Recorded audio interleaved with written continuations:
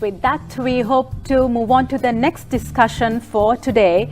And as GSP Plus is a controversial topic these days, we hope to extend our discussion further and evaluate its impact on capital market. And we have with us Travis Gomez from Frontier Research joining us today for a detailed discussion and to extend this conversation to evaluate its impact on capital markets. We welcome you warmly, Travis.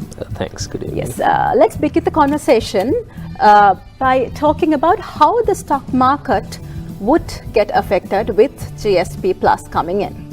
Okay, so if I first start off by going back in terms of, right now the reason why this is such a big deal in terms of GSP Plus is because we got it back because in 2010 we basically lost it for various reasons, and basically it's the way it's portrayed in the media and the way it's talked about by politicians. It's basically perceived as being a big deal, and this is something that can basically boost our exports and kind of basically give a boost to the economy.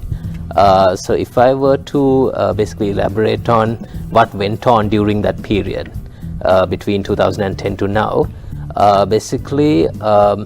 what has happened is a lot of the companies that were more towards like export oriented, some of them basically were affected. So basically some of them were affected to a great extent, some to not a great extent. So one company that really comes to mind, which is really good to illustrate, was basically the Haley's Group, which typically it's very much export oriented. It used to be very much exposed towards like the European Union.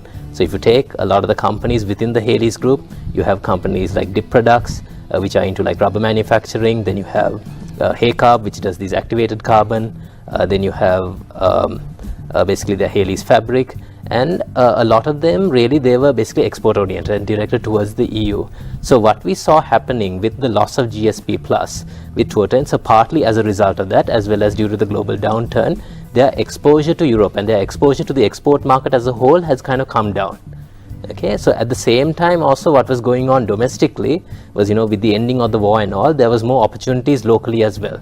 So because of that, they strategically shifted to basically investing in the local economy. So they were focusing a lot on construction, a lot on tourism sector, on a lot of power and energy. So because of that, if you look at what's happened, basically their exposure to export markets have basically come down. So it sort of coincided with basically this loss of GSP Plus and the relative weaknesses that we were seeing in Europe.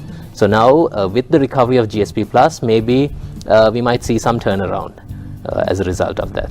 Okay, how important is GSP Plus for Sri Lanka? Can we do without, or it, or is it imperative that we get this status? So that's again a very that's why when you say it's a controversial topic, that's also one reason, because if you take so the issue is we don't really have a lot of data to see in terms of how the specific companies are doing. So if you take the stock market, we don't have many like listed garment industries that are listed on the stock exchange. So one, the more popular example is we have Sri Lanka, formerly Textile Jersey, and based on what the management has said and given the type of industry they are in, so basically they have not seen, in terms of if you look at their revenue performance and their bottom line and their margins, it really hasn't had much of a material impact on them in terms of their growth, in terms of their performance. This loss of GSP Plus doesn't really seem to have affected them so much, because the reason being, this GSP Plus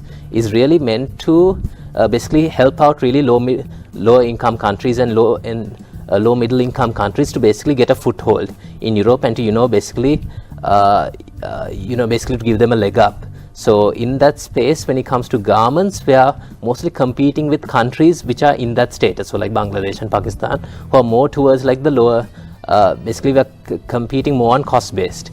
But actually if you take companies like Sri Lanka and a lot of the larger garment factories you have in Sri Lanka, like Mars Holdings and Hydramani and the people like that, basically they are competing more on the innovation side. So you have all the smart factories, then they invest a lot in this nanotechnology, in terms of the quality of the service, we have like better lead times and all of that. So as a result of that, they haven't really seen like a big drop because of this.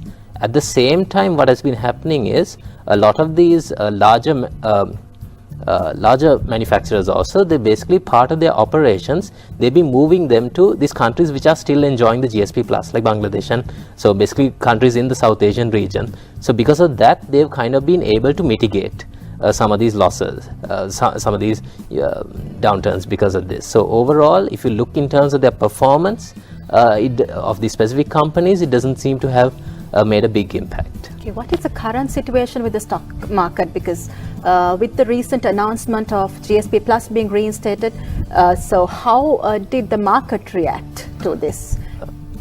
In terms of the market, we did not see much of a reaction. Again, I think the perception, I think, on this is that, this has been talked about for a long time, that, the politicians have been kept talking about this, that you're going to get it soon. And, I think the market has kind of already factored it in to a certain extent. And at the same time, they also understand that this benefit is not going to, you're not going to really see a material development for a while, because it's, factories are not going to open up overnight because of this. It's going to take a while to actually see some tangible benefit that can come from this. So the market also has not really reacted as much to this. Any particular sectors that would benefit significantly with GSP Plus coming in? Okay, so I mean, the one that's talked about a lot most is of course the garments. Which is understandable, given that most of our, in terms of our export basket, yes, a large proportion is basically apparels, and a big chunk of that basically goes to the EU.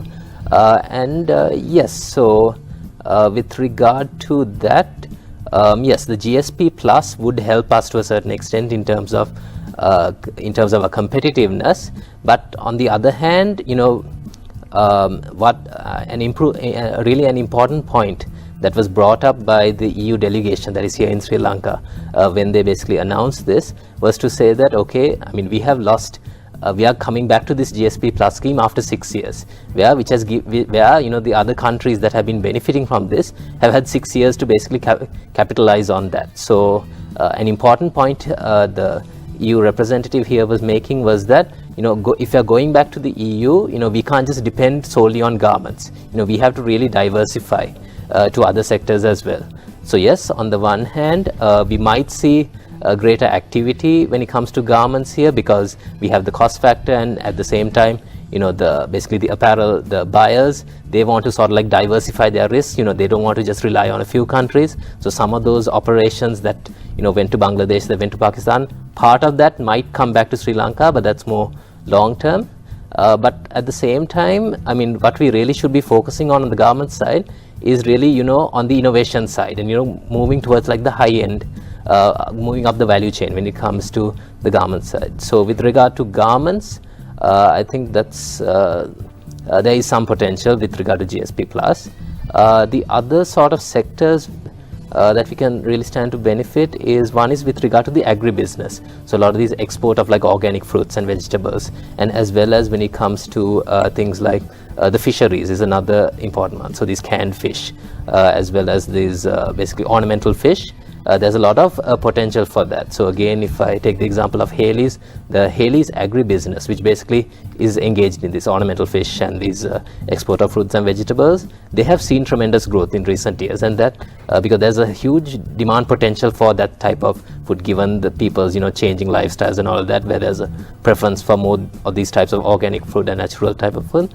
There is a lot of growth potential for that. So industries like that also can see some growth. And apart from that, there's also a whole host of other related industries that we can go into. So like things like cables, things like electronics, these like different component manufacturing. There's a lot of potential that we can go for that we haven't really looked at the moment. Okay, thank you very much, Travis, for joining us today.